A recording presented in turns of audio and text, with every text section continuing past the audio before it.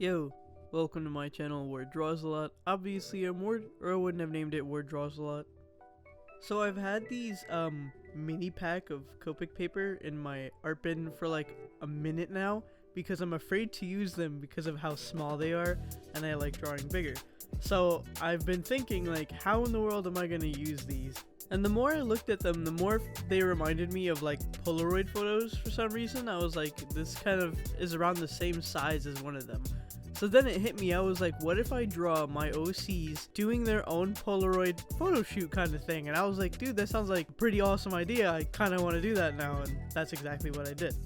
So to avoid this from going absolutely horrifying because I would just go in, I thumbnailed digitally this time, and I ended up with some pretty great sketches that I actually, sadly, like more than the ending result, but maybe I'm just being too hard on myself. We'll see together how this comes out. Well, I already know, but y'all know what I mean. So to show you guys what I'm working with, it's a 4.5 by 5.5 inch piece of paper, which is extremely small for me, and I'm making it even smaller because I'm giving it a Polaroid frame. But honestly, the idea is so cool that being intimidated is a little worth it. I'm not gonna lie. So to fit the theme, I used my extremely tiny pencil to draw with, and I started off by measuring out the frame for the quote-unquote Polaroid photo. That was probably legit the hardest part because I don't know what the exact measurements of a Polaroid photo are, nor do I think that even if I use the ruler I would get them right, because honestly, just trying to make sure all your lines come out perfectly with a ruler is surprisingly difficult. But besides that, what I did for the drawings is I looked at the thumbnails, which I had on my computer screen in front of me, and I transferred them to the best of my capability down onto paper.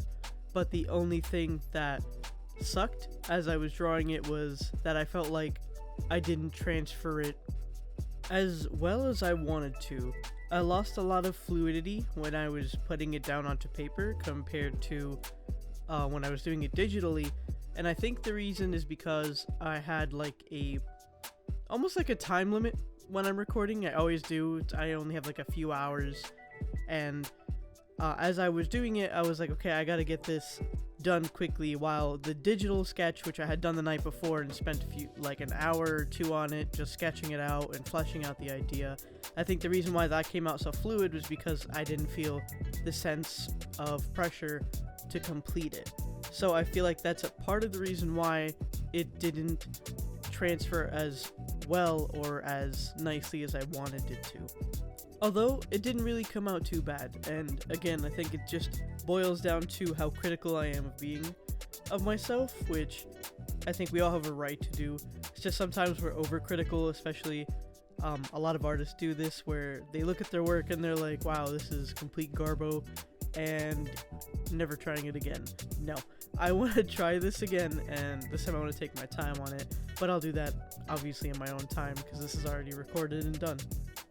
I do think my favorite part of the entire drawing process for this particular drawing was the sketching stage. I felt like that's when it looked its best, especially because when it came to line art, I think I kind of messed up a lot, and because I messed up so much on the line art part, which sucks because I usually enjoy line art, I feel like the characters ended up looking way different from what I perceived them to be, which I was like angry because I was like, okay, I had them so much better looking with the sketch, and then I went and lined and I messed up the lining, and I'm like, now they look totally different from what I wanted them to look like. So that was the sucky part. I am, however, proud of myself for trying to create a sense of foreshortening / different pose angles instead of the normal thing that I usually do, which is just my characters existing on paper. But I really wanted to push forth their personality with these, kind of like a candid photo shoot. So I think I managed to do that, but I want to do it again to see if I could manage to do it better. And sometimes if you just do something the second time when it comes to drawing, or even the third time, your hand will get used to it, and so will your mind, so you'll be able to transfer something more properly onto paper than in previous attempts. So to give a little insight on the two characters that I used, these are my two OCs, Nikki and Rose. They're twin brothers. I have had them since I was about 11 years old, which is about 750 years ago. So yeah, I've had them for a while, and only in the last few years could I really flesh out the idea of how they look like on paper, because I never could get it right because of my drawing skill. But now that my skill is increased, I'm able to show everyone that these are what they look like. So Nikki's the one with the black hair and then like the little cross earring, while Rose is the one with longer gray hair and the necklace. There's actually some significance to those two jewelry pieces that is the reason why they wear it, but I won't really get into too much detail of that because I just figure no one wants to hear it, I'm gonna be honest. They're two of many OCs that I have in my head and the entire universe that I try and flesh out. I have a lot of them, or a lot of the OCs in my head, and I have yet to transfer them properly onto paper, but I know what they look like. I don't think I've ever drawn them previously, the other OCs. Nikki and Rose definitely exist in all my older sketchbooks.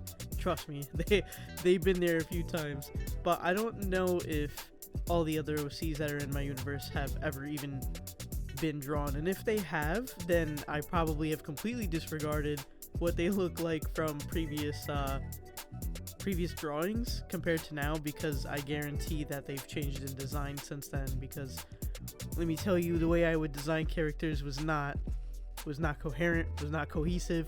It just was not. Nothing ever made sense when I was doing character designs. They were just you could tell those were earlier 2000s designs slash just very emo, very scene designs of the day. That's I'm honestly, I got my hand on my forehead. This is remembering them makes my head hurt. Just makes my head hurt. Anyway, back to the drawing on the screen instead of the drawings from like a billion years ago. I really like their faces, especially in the third one. I do wish I would have drawn them more to what the sketch was like in comparison, but I still think they came out pretty alright.